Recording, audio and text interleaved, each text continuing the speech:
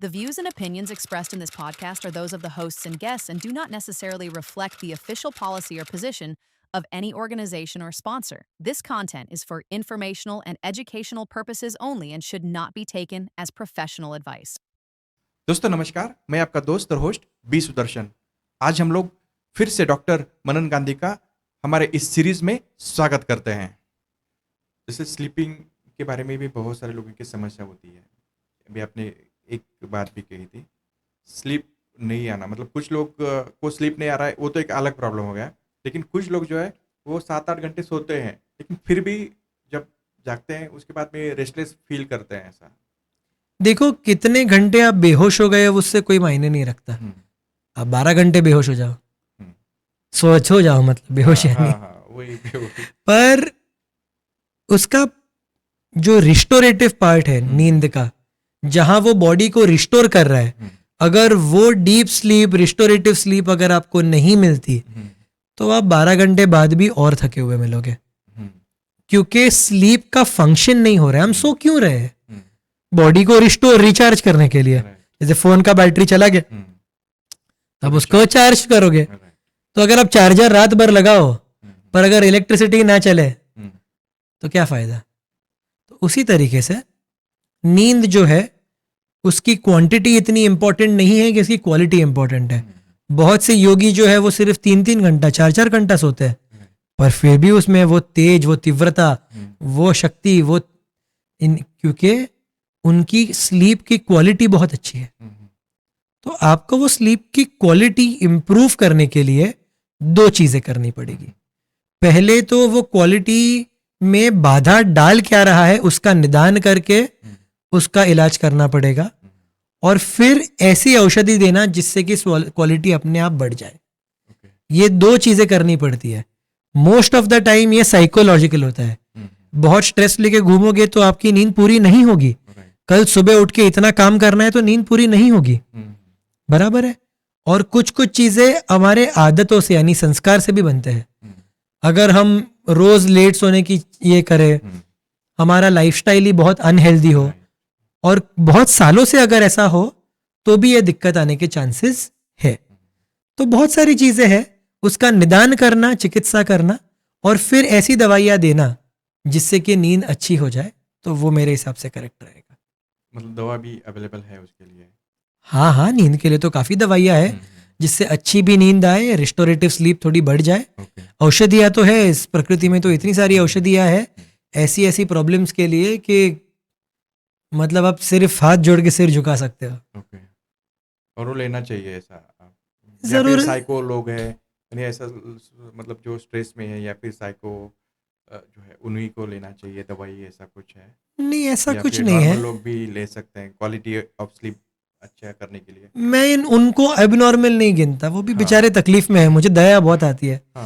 मेरे पास इस प्रकार के जब पेशेंट होते हैं जिनको मानसिक, मुझे बहुत अंदर से दया आती है, और मैं एक्चुअली ज्यादा मोटिवेटेड होता हूँ उनको ठीक करने के लिए। मतलब मैं कौन होता हूँ ठीक करने वाले, वो होते हैं, मगर प्रयत्न करने के लिए।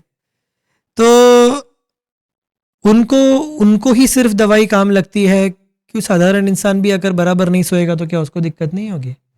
उनको भी लेना चाहिए। आयुर्वेदिक दवाइयाँ, अंग्रेजी दवाइयों की, मतलब वो जो हम एंटी डिप्रेसेंट्स देखते हैं या मूड एनहांसर्स देखते हैं या और भी प्रकार की दवाइयाँ देखते हैं जो ब्रेन केमिकल ऑल्टरिंग होती है, उस प्रकार की दवाइयाँ हम आयुर्वेद में ज़्यादा प्रिस्क्राइब नहीं करते।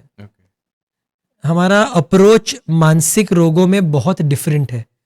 एक तरीके से तो उल्टा है, वो सुला देते हैं, हम जागरूक करके ठीक करते हैं। एक फर्क है, पर उसको भी बहुत सोच समझ के, जान करके करना पड़ता है। उसमें आप खिलवाड़ नहीं कर सकते।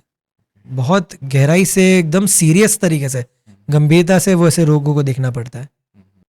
तो अभी जो डीप स्लीप है तो उसको सोशल मीडिया भी अफेक्ट करता है कुछ? और उसका टाइमिंग जो है वो स्लीपिंग का एग्जैक्ट वही टाइम होना चाहिए जैसे 9-10 बजे सोना चाहिए, ऐसा बोलते हैं? देखो, हमारा शरीर जो है ना वो चेंज पसंद नहीं करता। कोई भी प्रकार का चेंज होगा, यानी कि उसका जो एक साइकिल है, सुबह इतने बजे उठना है, इतने बजे खाना है, इतने बजे सोना है, इतने बजे बाथरूम जाना, जितनी बार आप बॉडी को चेंज करोगे उतना बॉडी को पसंद नहीं आएगा।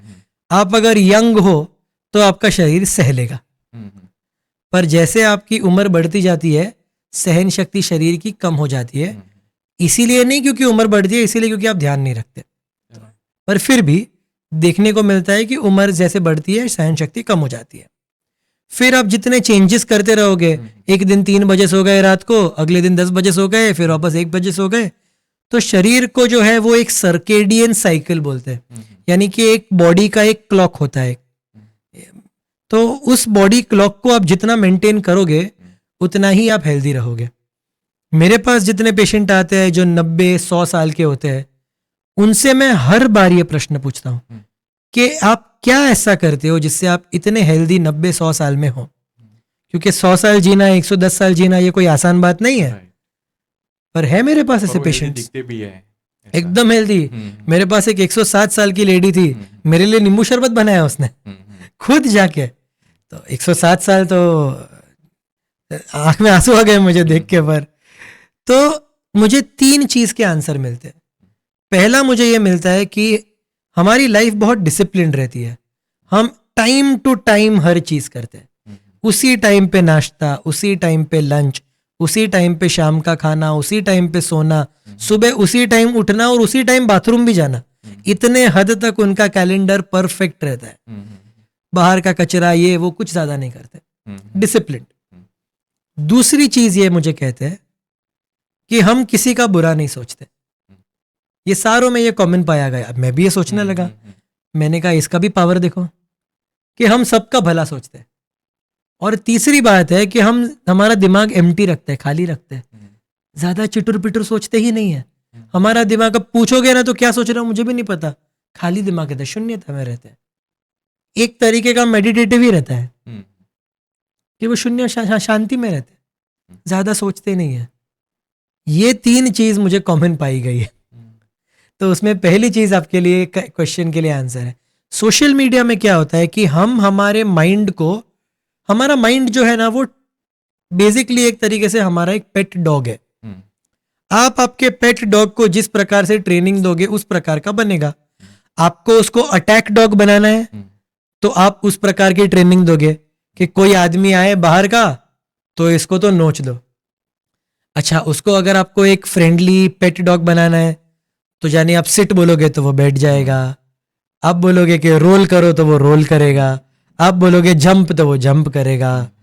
तो इस प्रकार का भी आप ट्रेनिंग दे सकते हो। ये आपका मन ऐसा ही है। आप जिस प्रकार के संस्कार और ट्रेनिंग इस मन को दोगे उस प्रकार का मन बन जाएगा। अगर आप बैठ के एक बुक पढ़ोगे, यानी कि आप एक ही सब्जेक्ट में 1 घंटा 2 घंटा 3 घंटा कंसंट्रेशन से बैठ के पढ़ाई कर रहे हो, तो आपका मन क्या सीखेगा? एक ही सब्जेक्ट में लंबे समय तक शांत रहना, कंसंट्रेट करना। अगर आप 5-5 सेकंड में फ्लिक करते रहोगे, स्क्रॉल करते रहोगे, तो 5 सेकंड में अरे चंद्रयान मार्स में गया, उसके 5 सेकंड में 3 लड़कियां डांस कर रही है, उसके 5 सेकंड में विराट कोहली ने कवर ड्राइव मारा, उसके स्क्रॉल हुआ तो उधर छोटा बच्चा ऐसे डांस कर रहा है, उसके आगे 2 कुत्ते और बिल्ली झगड़ रहे। यानी कि ये सारे सब्जेक्ट में कोई लेना देना नहीं एक दूसरे से। तो आप अपने माइंड को डिस्ट्रैक्ट करने का ट्रेनिंग दे रहे हो। क्या कर रहे हो? अपने माइंड को डिस्ट्रैक्ट करने का ट्रेनिंग दे रहे हो। कल उठ के फिर आप कुछ चीज पढ़ने बैठोगे तो 5-10 मिनट के बाद आपका माइंड उस सब्जेक्ट में रह ही नहीं सकता, क्योंकि उसको आदत ही नहीं है रहने की एक जगह पर। वो तो भागम दौड़ करेगा। फिर आप डॉक्टर के पास आके बोलोगे मैं क्या करूं, मेरा माइंड शांति नहीं रहता। पर माइंड को संस्कार तो आपने दिए। तो जब आपका माइंड, जो आपका मन है, वो आपके कंट्रोल के बाहर हो जाता है, इधर उधर की बहुत सारी ख्यालें आती है, तो क्या आपको नींद आएगी? नहीं आएगी।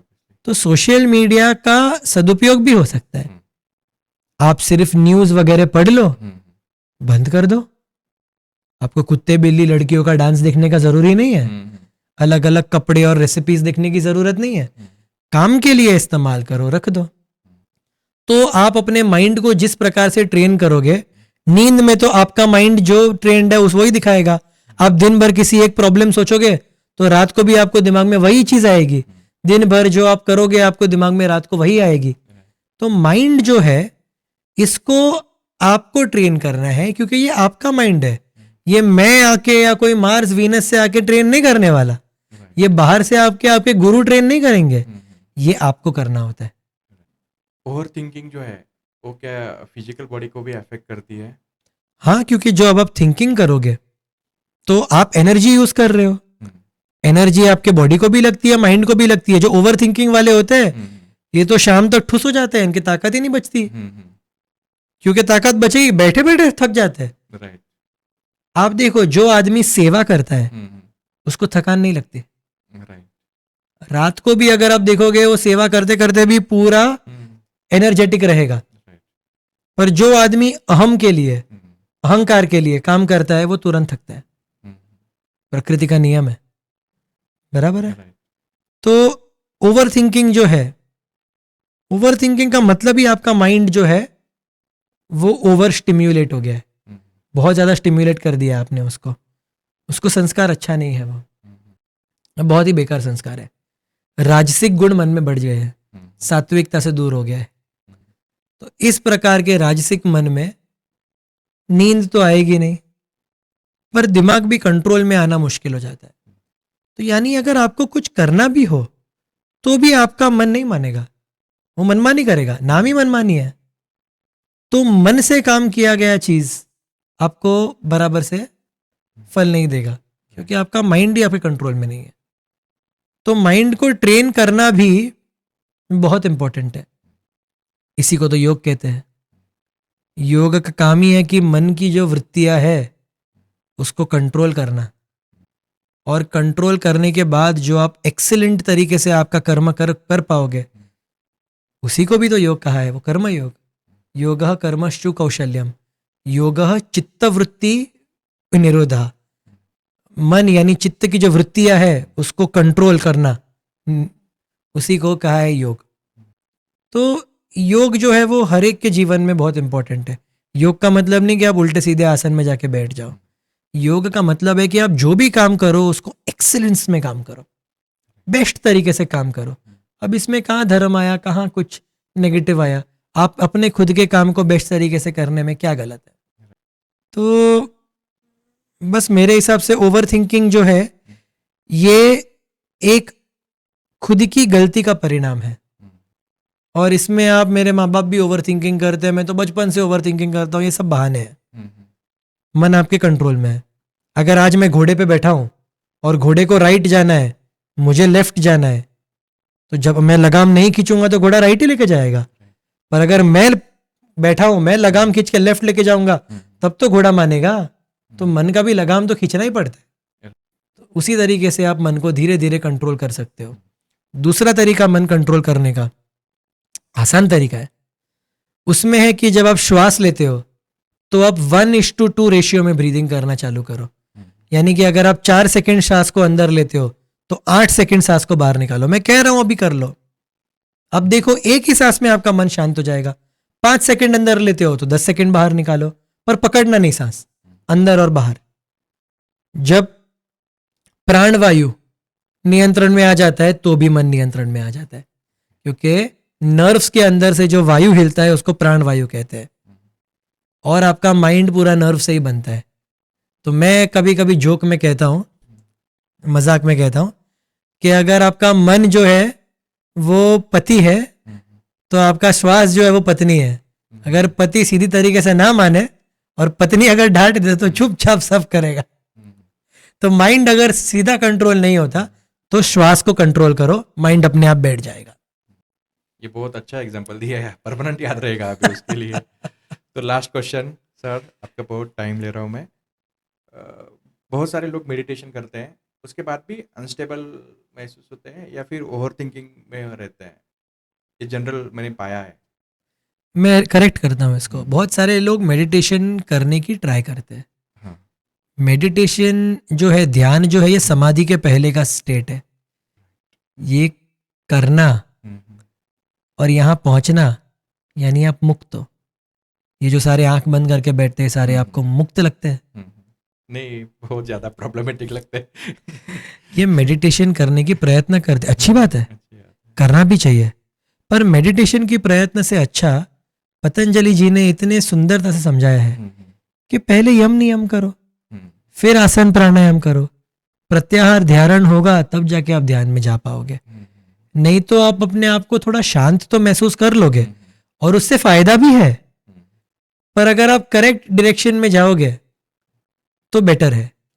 अगर आपने विराट कोहली को कवर ड्राइव मारते देख लिया और आपको बैटिंग करनी आती नहीं, आप पहली बॉल पे कवर ड्राइव मारने की ट्राई कर रहे हो, अच्छी बात है, आप ट्राई कर रहे हो, पर पहले स्टांस में खड़े रहना, बैट ऊपर करना, पैर आगे लेना, सिर नीचे रखना, वो पहले सीख के first standard, second standard, third standard, फिर आप जाओ ना 12th स्टैंडर्ड में। आपने कुछ सीखा ही नहीं है, सीधा 12th में जाने की ट्राई कर रहे हो, तो होता नहीं है बहुत बार। तो अगर पूर्व जन्म का ऐसा कोई मेडिटेशन आपने किया नहीं है तो आप मेडिटेशन करते ही रहोगे, थोड़ा बहुत फायदा भी होते रहेगा, पर उसको अगर सिस्टमैटिक तरीके से करोगे तो उसका फायदा ज्यादा होगा, आपके एफर्ट का रिजल्ट ज्यादा मिलेगा। जो भूमि है अपनी, वो पहले उसका काम करना चाहिए भूमि पे। जैसे हम लोग कुछ बीज डालते हैं ना, तो पहले कुछ खत पानी से पहले भी बहुत कुछ करते हैं, जैसे नांगरनी वगैरह बोलते हैं हम लोग खेती में। तो अगर ज़मीन सुपीक हो गई तो फिर बाद में डाल के फिर बीज वगैरह, शायद ऐसा ही कुछ है। तो ये अच्छा एग्जांपल दिया आपने 12th का। 12th जैसे मैं अभी इमेजिन कर रहा था कि डायरेक्टली अगर बच्चे को मैंने 12th को भेज दिया तो उसकी क्या हालत होगी। तो मुझे लगता है कि आज भी मेडिटेशन के नाम पे डायरेक्ट लोग जो बैठ रहे हैं और उसके बाद में जो हो रहा है, वो इसका सिंपल सा जवाब दिया आपने, बहुत अच्छा जवाब दिया। बहुत लोग तो बैठ जाते हैं मेडिटेशन में, अभी कुछ कुछ लोग जो बैठते हैं मेडिटेशन आंख बंद करके पुरानी पुरानी यादें सोचते हैं, फिर यहाँ से रोना चालू हो जाता है। तो ये मेडिटेशन नहीं है, इसमें एकाग्रता कहीं नहीं है। तो ये ठीक है, लोग अपना अपना तरीके से प्रयत्न करते हैं, ऐसा नहीं कि, पर अगर कोई सुन रहा है और अगर ये कर रहा है तो मैं ये बिल्कुल नहीं कहता कि नहीं करना चाहिए। मैं सिर्फ कहता हूँ कि अगर सही क्रम में सिस्टमैटिक तरीके से अगर अभ्यास किया जाए तो उसका फल जो है वो जल्दी भी मिलता है, वो ज़्यादा अच्छा भी मिलता है, और कम श्रम से आपको ज़्यादा लाभ मिल सकता है। बहुत अच्छा। एक अंतिम प्रश्न तो हो गए अभी जस्ट एक सॉल्यूशन ऑडियंस, क्योंकि ऑडियंस भी बहुत देर से देख रहा है। अगर किसी को बीमारी नहीं होना है तो उसके लिए कुछ ऑप्शन है क्या? देखो, भोग योनि में आए हो, कर्म योनि भी कहते हैं, धरती पर आए हो तो कुछ ना कुछ तो भुगतोगे, पर फिर भी अगर आप मुझसे कुछ टिप मांग रहे हो कि जो मैं खुद करता हूं और मैं सबको सलाह देता हूं, तो वो मैं आपको दे दूंगा। सुबह उठकर रसायन चूर्ण लेना, रसायन चूर्ण या रसायन की गोली भी मिलती है, उसमें आंवला, गिलोय और गोखरू होता है, गोक्षुर, और सोने के समय थोड़ा सा हरी तकी, हरड़, या तो त्रिफला भी ले सकते हैं। ये अगर सोने के समय रोज लिया और खाने में घी गाय का अगर आप लेते हो, जिंदगी भर अगर आप ये करते हो, तो एक तरीके से आप रसायन कर रहे हो। रसायन यानी एंटी एजिंग, आप अपने बॉडी को रीजनरेट करने के लिए प्रोत्साहित करते हो। अच्छा, रासायनिक द्रव्य भी होते हैं, ब्रह्म रसायन, च्यवनप्राश रसायन, इस प्रकार के, उसका भी आप उपयोग कर सकते हो। पर एक साधारण तरीके से अगर मैं जो कर रहा हूँ मैं बताऊं, तो रोज सुबह उठ के रसायन लेना, रसायन चूर्ण का नाम है, या तो टैबलेट का नाम है, मेरे पास टैबलेट्स है, होगा सभी जगह पे, मिल जाता है। तो मेरे पास है, बहुत अच्छा बनाया हुआ, तो मैं वो यूज़ करता हूँ। बाकी भी बहुत सारी जगहों पर मिल जाता है, ऐसा कोई दिक्कत नहीं है, खुद भी आप बना सकते हो। और सोने के समय हरी तकी, हरड़, इतना नहीं कि लूज मोशन वगैरह हो, पर थोड़ा सा लेना है। हरड़ को तो माँ के दूध के समान माना गया है। तो ये दो चीज़ अगर आप जिंदगी भर करते रहोगे तो शायद आप बहुत हेल्दी रहोगे। बहुत बहुत शुक्रिया डॉक्टर साहब आपका। जितना ग्रैटिट्यूड आपके प्रति हो उतना कम ही है, क्योंकि आज मैं आपको एक बात बताना चाहता हूँ पर्सनल लाइफ से रिलेटेड। जो निदान की आपने बात की, तो निदान, मेरे पिताजी आज इस दुनिया में नहीं है, लगभग 15 साल पहले ही वो चले गए। मैं जब 12th में था तो उसी टाइम पे वो चले गए। तो जो मेन रीज़न था तो वही था कि निदान ही नहीं हुआ सही में। तो हम लोग तो उस टाइम पे गांव में रहते थे, परभनी डिस्ट्रिक्ट में रहते थे हम लोग। और वहाँ से फिर मुंबई जैसे शहरों में आके भी उन्होंने इलाज किया था, बड़े बड़े हॉस्पिटल में थे। बट वो बाद में ऐसा हो गया कि वो मतलब निदान ही नहीं हुआ, एग्जैक्टली क्या हुआ तो वो पता ही नहीं चला। और फिर लास्ट स्टेज में पता चला कि ऐसा ऐसा प्रॉब्लम है, बट तब तक के लिए बहुत टाइम हुआ था। तब से मुझे ऐसा लगता था कि यार ये लोग डॉक्टर है या क्या है, अगर उनको इलाज ही निदान ही नहीं पता चला तो फिर इलाज किस चीज़ का कर रहे थे वो लोग। तो इतना जो टाइम उन्होंने जो भी दवा दी वो किस चीज़ की दी। आज भी मेरे दिमाग में एक क्वेश्चन रहता था और आपने उसका सही आंसर दिया आज, कि जब तक निदान ही नहीं है तब तक फिर इलाज के बात ही छोड़ दो। तो ये अच्छा हुआ और मुझे लगता है कि ऑडियंस, आप अगर सतर्क बनोगे तो एक निदान पहले कम से कम देख लो।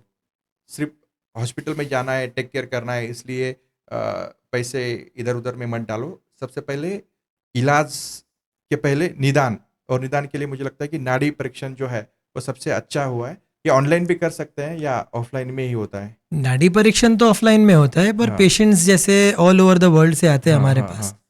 तो हम उनके सिम्टम्स वगैरह सुन के तो आराम से ट्रीटमेंट कर ही लेते हैं। ओके। पर अगर ऑफलाइन में कोई आ जाए और मुझे नाड़ी परीक्षण करने का मौका मिले तो बात ही कुछ और है। बट ऑनलाइन भी हो सकता है इन मेरे केस, बट वो ऑनलाइन रोज के सिम्टम्स। ओके कंसल्टेंटिंग्स ओके होती ही ओके। है, हाँ हाँ।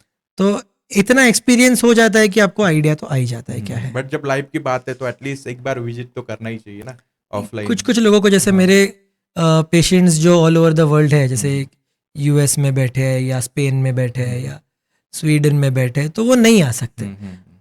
तो कभी कभी वैसे आ जाते हैं वो इंडिया उनके हाँ। रिलेटिव्स को मिलने हम्म। या कोई और काम से, तो वो मुझे मिल के ही जाते हैं ओके। कि एक बार वो इनको मन की भी तसल्ली हो जाती है कि राइट। डॉक्टर ने देख लिया, सब हाँ परख लिया, बराबर है।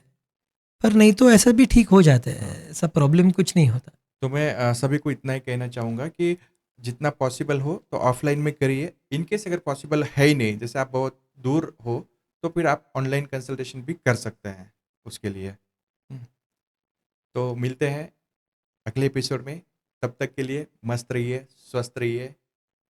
धन्यवाद डॉक्टर सर। धन्यवाद।